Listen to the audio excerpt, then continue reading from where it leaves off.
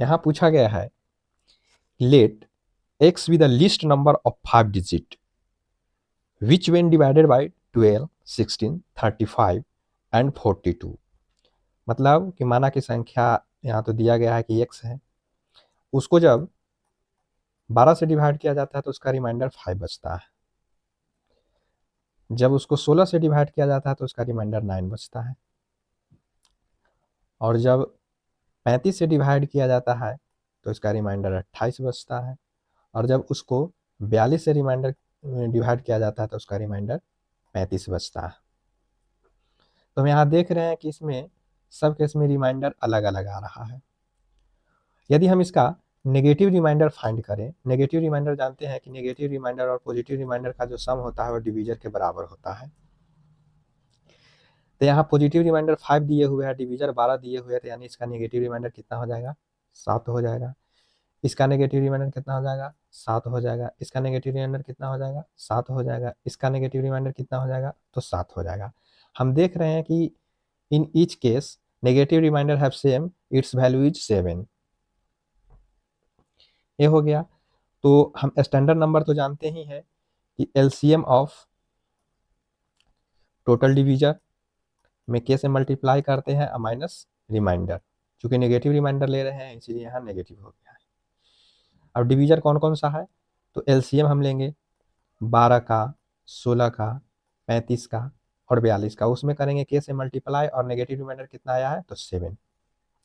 अब यहाँ ये भी बता दिया गया है कि एक्स जो है वह 5 लिस्ट नंबर ऑफ 5 डिजिट, माने वह 5 अंकों की छोटी संख्या है। मतलब जो इसका जो वैल्यू होना चाहिए, एक्स का जो वैल्यू होना चाहिए वह कम से कम 10,000 के बराबर होना चाहिए या उससे छोटा होना चाहिए, इससे बड़ा नहीं होना चाहिए। तो अब हम इसका एलसीएम निकालते हैं, तो इसका एलसीएम निकालते हैं तो आ जाता है 1680। इसका एलसीएम निकालेंगे तो 1680 आ जाएगा। यहाँ के है तो यहाँ के से मल्टीप्लाई करेंगे, -7 तो -7 लिखेंगे, और ये इसका वैल्यू है जो 10,000 से कम या बराबर होना चाहिए, है ना। तो अब हम यहाँ के का वैल्यू क्या रखें कि इसको सोल्व करने के बाद 10,000 के बराबर या उससे कम आए।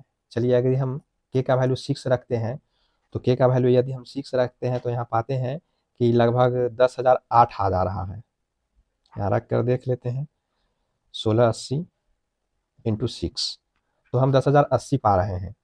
यदि के का वैल्यू 6 रख रहे हैं तो यहाँ हम पा रहे हैं कि 10,080 हो जा रहा है। 10,080 है जो कि 10,000 से बड़ा है, तो यह तो पॉसिबल नहीं है, तो यानी के का वैल्यू 6 नहीं होगा।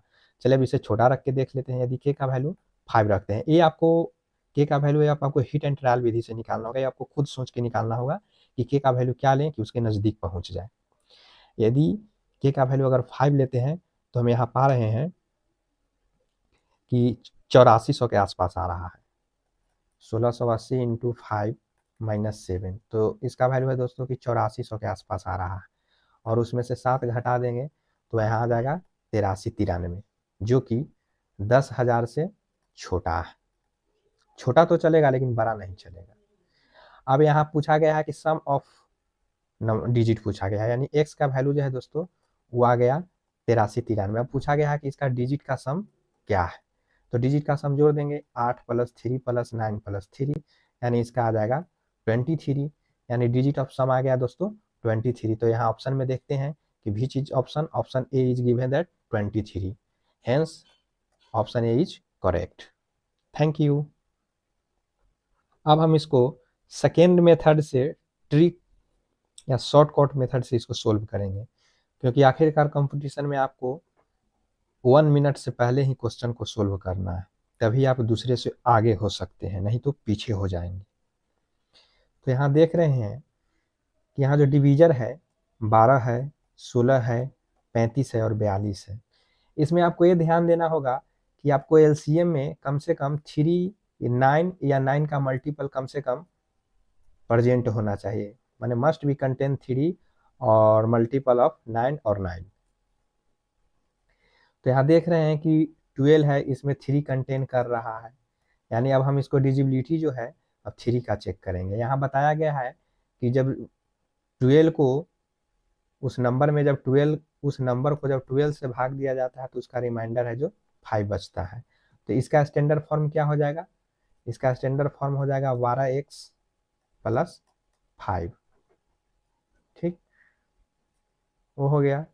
उस संख्या को जब 12 से डिवाइड दिया गया तो अब हम यहाँ देख रहे हैं कि 12 का जो फैक्टर है 3 और 4 है, यानी 3 और 4 है, यानी 4 यानी 2 हो जाएगा, 4 का फैक्टर 2 हो जाएगा। तो अब हम क्या काम करेंगे, जो यहाँ अगर 3 से इसको डिवाइड करते हैं, हमको यहाँ बस इसी बात को ध्यान देना है कि हमको 3 या 9 या 9 के मल्टीपल को डिजिबिलिटी चेक करना है। अगर 9 आ जाता तो हम डायरेक्ट डिजिटल सम लगा देते, लेकिन 9 तो यहाँ है नहीं, तो हमको 3 से चेक करना पड़ेगा। यदि हम इस संख्या को 3 से भाग दे रहे हैं तो ये देख रहे हैं कि 3 चौके 12, ये तो फुल्ली डिविजिबल हो जा रहा है, यानी हमको रिमाइंडर बच जा रहा है 5, यानी ये इक्वेशन सही है, हमको दोनों केस में रिमाइंडर 5 बचना चाहिए।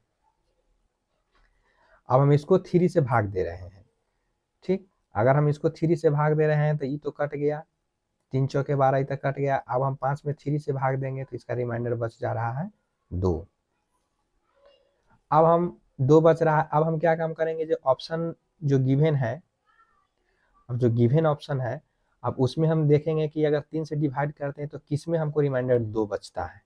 तो ऑप्शन 23 में अगर 3 से भाग दे रहे हैं तो 3 सते 21, 21 से 2 23, यानी यहाँ रिमाइंडर बच रहा है 2। अगर इसको देख रहे हैं तो 3 चौके 12 पूरा ही कट जा रहा है, 3 तिहाई 9, 3 11, 3 तिहाई 9 1। हम देख रहे हैं कि ओनली एक ही केस है जहाँ 3 से डिवाइड करने पर रिमाइंडर 2 बच रहा है, तो वो ऑप्शन ए है, और बाकी ये सब गलत है। तो ये हो गया दोस्तों शॉर्टकट मेथड, आप इससे भी सोल्व कर सकते हैं, और वो जनरल मेथड है इससे पहले वाला। तो आपको फॉलो ही करना चाहिए या वो करना चाहिए, आपके मन पे डिपेंड है। Thank you.